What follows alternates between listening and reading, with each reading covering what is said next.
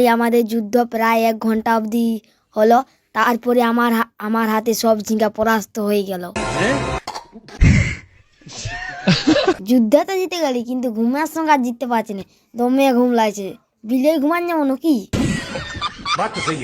নাই নাই, ঘুমালে হবে না, নাই তো বাপে ঢাড়া হবে, অপরন্ত ছিঁড়া পরোটাও এনে দিবে নাই। ফাইনালি রামায়ণের যুদ্ধ শেষ হলো, এবার মহাভারতের যুদ্ধ আবার শুরু হবে। ইয়ার মানে হচ্ছে আমাদের দুটা বিলে ঝিঙ্গা লাগানছে, একটা বিলে তুলা হয়েছে, একটা বিলে তুলতে এসেছি, বুঝলুস জনগণ? তারপর এখানেরও সব ঝিঙ্গা গিলে আটটু পাটু তুলে লিখিস খচ খচ। তারপর সবকে ঝোলাই ভরে নিয়ে আলি, আইনে করে ঢালে দিলি। মাথাটা কুয়াশা ভিজে গেছে, ওই জন্য ঝাড়ে নিলি।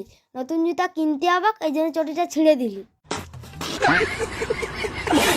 ঝিঙ্গাটা আটু পাটু সাঁতারিলি, শশাটাকে আটু পাটু সাঁতারলি, দিয়ে কুয়াশায় মোটরসাইকেলে কাজ চলে আলি।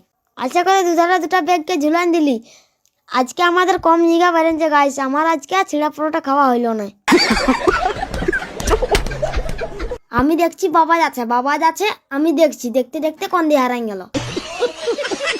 এ কোনো সাধারণ ঝিঙ্গা লইলা, এটা মুগর ঝিঙ্গা, একবার ডাড়ান দিলে পটল দিলে লিবি।